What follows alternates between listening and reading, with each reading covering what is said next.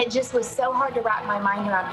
How did this virus that's taken so many lives across the world reach my mom in this tiny country town? March 31st, 2020. Jessica O'Mealy's mom, Kay Wooten, was admitted to St. Francis Hospital in Tulsa, Oklahoma, with a fever and an incessant cough. She was diagnosed with double pneumonia, brought on by COVID-19. I was quite shocked. I was so weak at that point. Hit me so hard, I guess. Kay was put on oxygen and prescribed treatments to lessen the fluid in her lungs.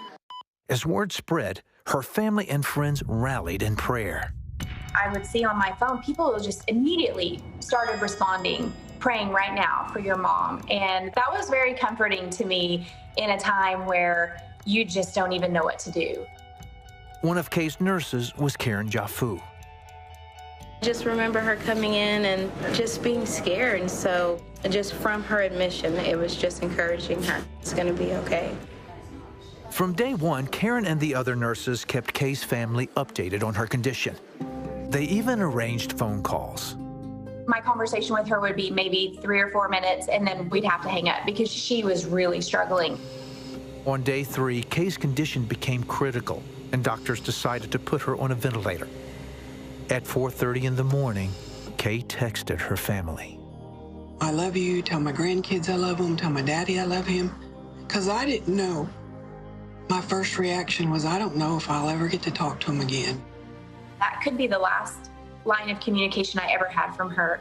And I just cried and prayed, and you know, your mind always wants to go to the worst case scenario. And the thought I had the most that was so hard was that she would die alone in a hospital bed. Over the next few days, 3 different friends sent Jessica the same verse, Exodus 14, verse 14. And it says, the Lord will fight for you. You need only to be still. He was fighting for her. He was going to take care of her.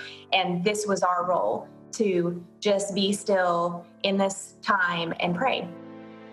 And they weren't the only ones praying. There was a lot of the nurses that come in, you know, when I was conscious and off the sedation, that said, I'm praying for you, you know, and you just can't get any better than that.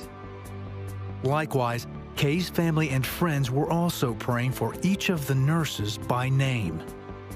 The difficult circumstances that they're working in, they're putting themselves at risk every single day. I mean, they said us by name, and so that's more than what we could ask for, to have people praying for us. After several days, doctors tried to take her off the ventilator, but she crashed immediately.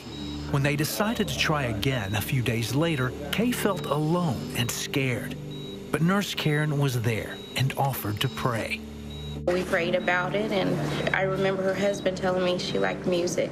And so I asked her, you know, would you like me to sing to you? And she nodded her head yes. When she sang Amazing Grace to me, it brought me so much peace.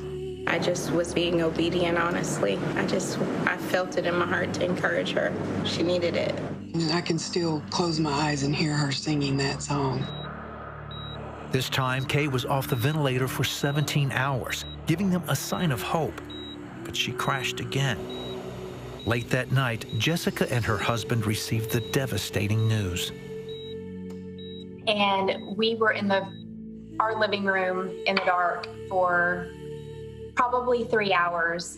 And we just prayed back and forth, Lord, take it. I can't let myself go down this path of fear. I've got to give it to you and turn that fear into trust. Even though her days were filled with uncertainty, Kay was sure of one thing. There were several times I felt a touch on my arm over here. And I would look over and no one was there. And I think it was audible that God was saying, I'm here with you. And I would just thank him for being there. Just thank him for being there with me. Finally, on April 17th, after 13 days on a ventilator, Kay was able to breathe on her own. When I got off that 3rd time, I didn't have worries. I wasn't scared. I wasn't afraid. And I know it was the prayers that were being lifted up. 21 days after going into the hospital, Kay was released.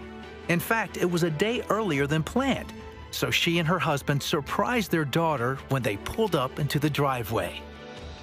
I don't think I've ever been so surprised in my life. And just to see her sitting in the car, and she kept, waving and hearts to us. And that was one of the most incredible moments in my whole life. Looking back, Jessica says God not only fought their battle against COVID-19, but also their fight against fear. Even though it was scary, even though we were struggling through it, we really were experiencing God's peace.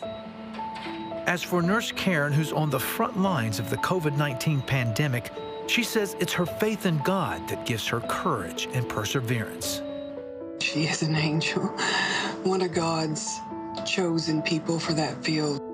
He's got me. That song, he's got the whole world in his hands. He truly does. And he just continues to show that. I trust him.